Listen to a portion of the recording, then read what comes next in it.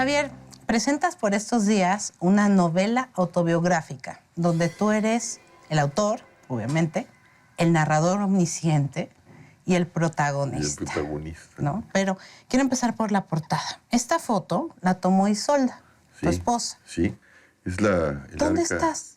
Es una de las arcas fundamentales originales.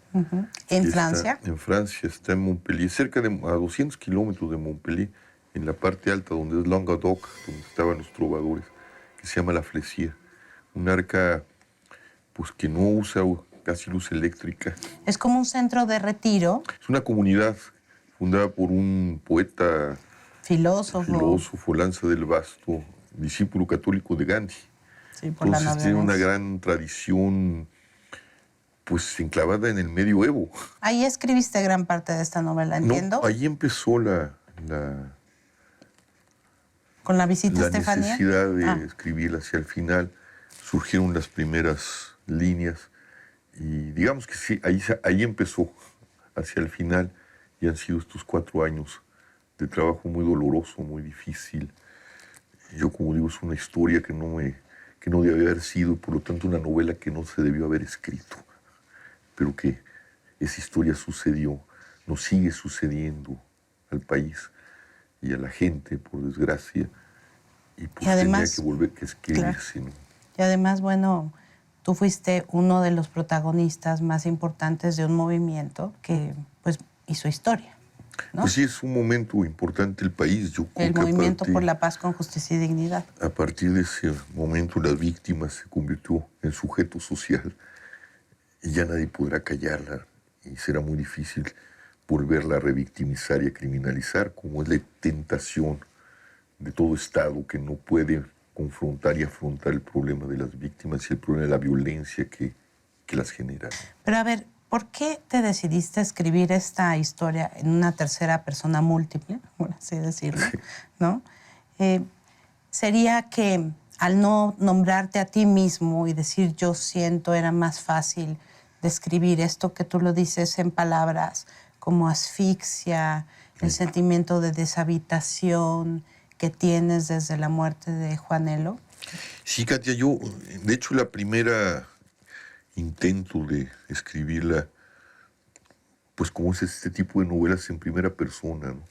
Tenía un doble problema. Los acontecimientos estaban muy cerca y esos acontecimientos me hacían no tener distancia ni claridad para separar ni para juzgarme, ¿no?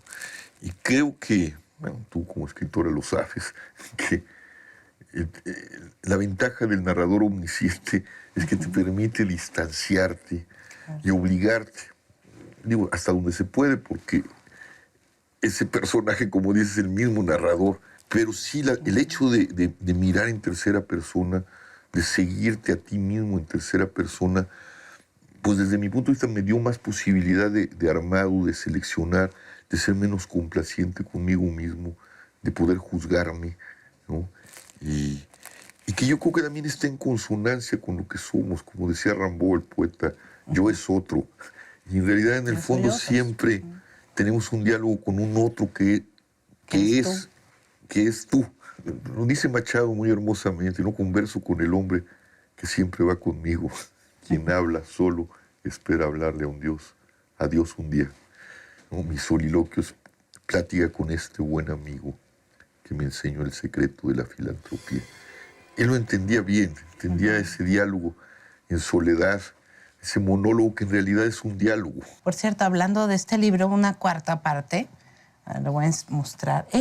Todo esto, una cuarta parte en realidad, es un anexo, de datos periodísticos. Están los discursos, todos los discursos que se pronunciaron, bueno, la mayor parte de los que pronuncié. Cartas, ¿no? Cartas con los zapatistas, sobre todo.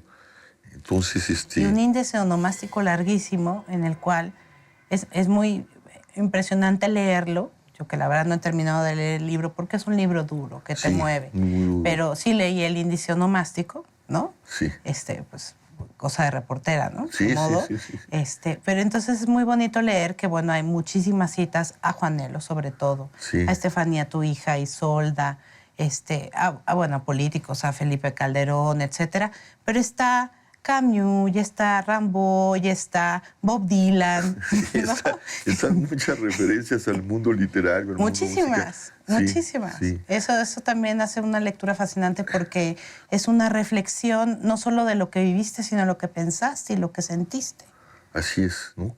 Tratar de explicar casi lo inexplicable, ¿no? Así es. Como, y tiene en ese sentido muchas dimensiones: espiritual, familiar, filosófica, política, de acción.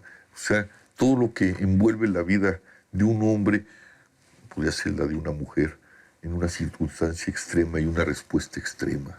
Y en tan poco tiempo, porque seguramente a ti te parecerá mucho más, pero han pasado apenas 5 años. 5 años. Bueno, vamos para 6 en marzo. 6. Se cumplirá los 6 años. Sí, es poco tiempo. Pero bueno, así, yo no pensaba escribir, de repente emergió, como emerge la creación, pues, ¿no? La premura de decir es el momento en que tienes que poner en orden y entender qué hiciste y entenderte quién eres en este momento y cómo te está rehaciendo a partir de la deshabitación en la que te dejó pues una tragedia de esta naturaleza, ¿no? ¿Lo lograste? ¿Clarificaste? Sí. ¿Sanaste? Sí, clarifiqué mucho, sané hasta donde se puede sanar, digamos que la llaga ya no está purulenta y que indica algo importante, que el mundo de los seres humanos es el mundo de la proporción de la palabra. La palabra es el mundo de los seres humanos y es lo que circunscribe ese mundo y lo hace habitable, o lo hace entendible de alguna manera, ¿no? Y cuando hay crisis de significados, que es como la que estamos viviendo, cuando la palabra ya no puede circunscribir y darle significación al mundo, pues entramos en el caos, en la violencia, que es la mudez, en la violencia, que es la negación de la vida y la negación de la palabra. Y tú dices algo muy interesante, dices que esta novela busca ser un espacio de silencio. Sí. ¿No? Porque el país no está guardando el suficiente silencio. ¿Por qué es importante? Es que en un mundo que habla demasiado, el nuestro habla demasiado, todo el mundo hablamos. Todo el tiempo, a todas horas. A los Twitters, ¿no? Los Facebook. Bueno, nada es más viejo que el Twitter de hace 2 minutos. O sea, sí. Entonces, olvidamos que el sentido está hecho de 2 cosas: de sonido y silencio. La palabra viene del silencio y se recoge en el silencio. Se entiende en el silencio. Se entiende en el silencio. Si el que está escuchando no guarda el suficiente silencio, no va a entender al otro.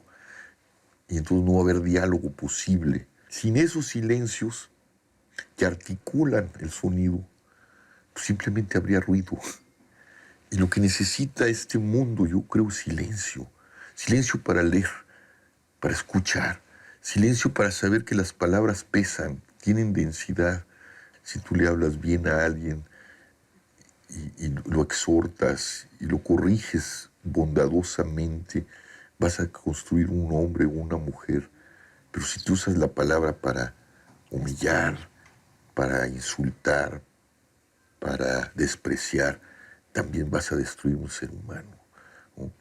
Y yo creo que antes que el degüello al que estamos asistiendo entre nosotros, al matar a sangre fría, antes de eso estuvo el insulto, estuvo la degradación de la palabra, la malversación de la palabra o el irrespeto a la palabra. Bueno, aquí está El deshabitado, de Javier Sicilia. Se los recomiendo muchísimo. Se presenta esta semana. Se los recomiendo. Es una lectura que hay que hacer pausada, en silencio. Sí. ¿No? Que hay que reflexionar. Y espero que no sea tu última novela, Javier. Tú llevas diciendo desde hace tiempo que la palabra te abandona, que la poesía ha muerto, pero yo la veo muy viva en ti. No digo que la poesía ha muerto. Guardo silencio. Bueno, pero volverá. Espero, cuando el país sea digno de volver a articular la palabra, porque ahorita caen en oídos sordos, ¿no? Hemos caminado, les hemos dicho, hemos luchado muchos y no articulamos el sentido en la realidad. Gracias, Javier. Gracias, Katia. Muchas gracias. Un honor estar aquí. No se vayan, entren a nuestra página de internet, hay más de esa entrevista con Javier Sicilia y como siempre, los esperamos en Facebook y en Twitter, aunque deberíamos callar.